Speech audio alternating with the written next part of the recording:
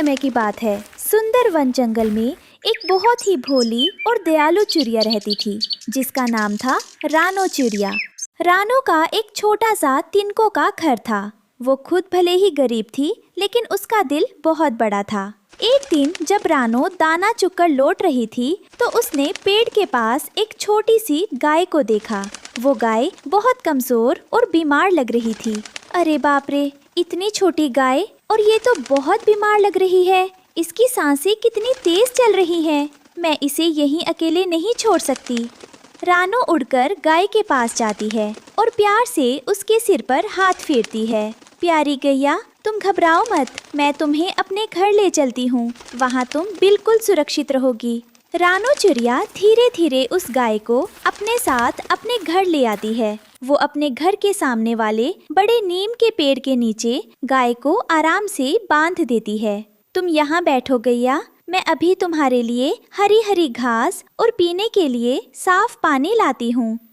रानो दिन रात एक करके उस गाय की सेवा करती है। कभी उसे ताज़ा चारा खिलाती, तो कभी ठंड से बचाने के लिए सूखी घास बिछाती। कुछ ही दिनों में गाय बिल्कुल तंदुरुस्त हो जाती है, लेकिन वो कोई साधारण गाय नहीं थी। वो एक चमत्कारी जादुई गाय थी।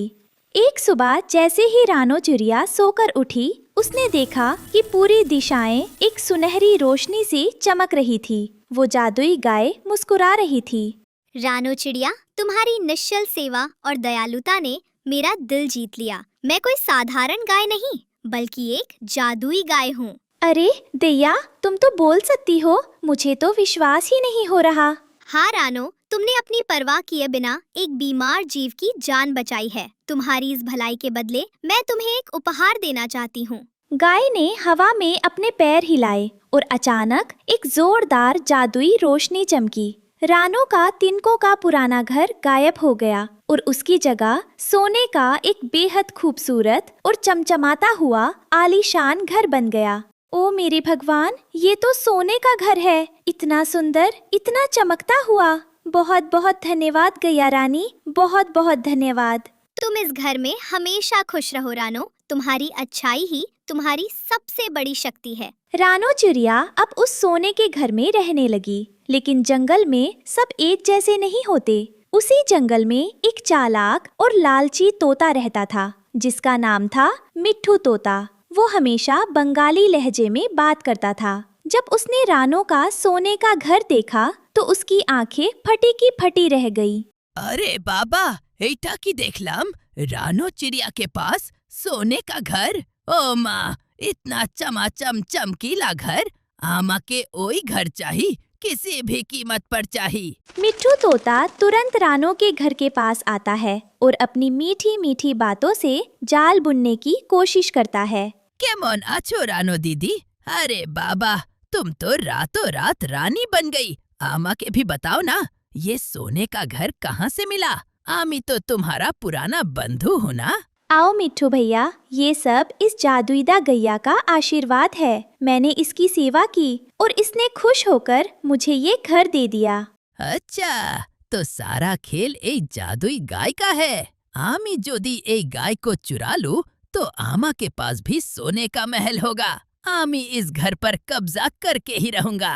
मिट्ठू तोता सोने के घर और गाय को हड़पने का प्लान बनाने लगा, लेकिन रानो अकेली नहीं थी। जंगल में उसके दो पक्के दोस्त भी थे, कालू कौवा और टुनटुनी चिड़िया। वे दोनों मिट्ठू की चालाकी को अच्छे से जानते थे। काका, सुनो टुनटुनी, मुझे उस मिट्ठू तोते की नीयत ठीक नहीं लग रही। वो रानो के सोने के घर को ऐसे देख रहा था जैसे बिल्ली दूध को देखती है। तुम ठीक कह रहे हो कालू भैया, वो मिट्ठू है बहुत लालची। हमें रानो दीदी के घर और उस जादुई गाय पर नजर रखनी होगी।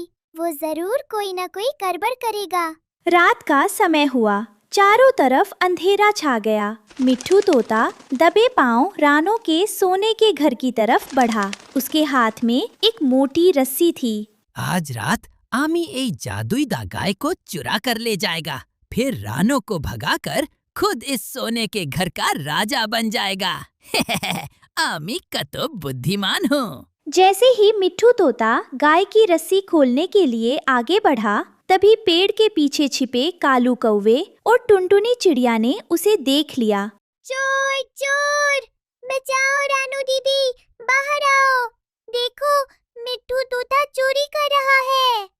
ताओ ताओ, ए लालची मिट्ठू, छोड़ दैया की रस्सी।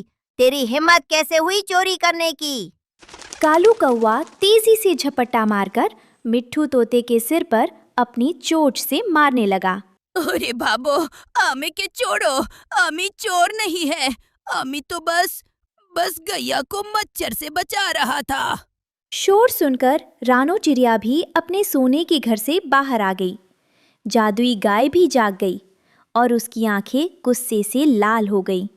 मिट्ठू भैया, मैंने तो तुम्हें अपना दोस्त माना था, लेकिन तुमने लालच में आकर मेरे साथ धोखा करने की कोशिश की। लालची तोते, तूने एक सीधे साधे जीव के घर को हड़पने की साजिश की है। तुझे तेरी इस बदमाशी की सजा जरूर मिलेगी।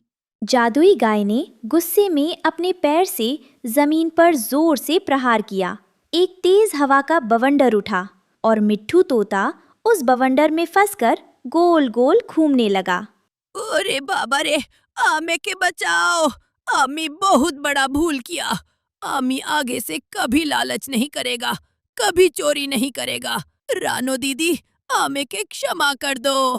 गैया रानी, प्लीज इसे माफ कर दीजिए। इसे अपनी गलती का एहसास हो गया है। रानो की बात मानकर जादुई गाय ने बवंडर शांत कर दिया। मिट्ठू तोता धड़ाम से जमीन पर गिरा। वो कान पकड़कर सीधे जंगल से भाग गया और फिर कभी रानो के घर की तरफ आंख उठाकर भी नहीं देखा। कालू कौवा और टुनटुनी चिड़िया की वफादारी देखकर रानो चिड़िया बहुत खुश हुई। कालू भैया, टुनटुनी, अगर आज तुम दोनों नहीं होते तो वो लालची मिट्ठू सब कुछ बर्बाद कर देता। तुम दोनों मेरी सच्चे दोस्त हो। रानो दीदी, दोस्त ही तो दोस्त के काम आते हैं। अब तुम आराम से इस सोने के घर में रहो, जहाँ रानो जैसी दयालुता और तुम दोनों जैसी सच्ची दोस्ती हो। वहाँ हमेशा खुशहाली रहती है। मैं हमेशा इस घर की रक्षा करूंगी। हाँ गैया रानी, और मैं भी हमेशा याद रखूंगी कि सोने का घर तो सिर्फ एक उपहार है, लेकिन मेरी असली दौलत आप जैसी चमत्कारी गैया और कालू भैया और टुनटुनी जैसे सच्चे दोस्त है। हम सब मिलकर हमेशा प्यार से रहेंगे। और मैं आपसे वादा करती हूँ, जब भी कोई मुश्किल में होगा मैं उसका साथ हमेशा दूंगी और उसका इस सोने के गाय घर में हमेशा स्वागत रहेगा।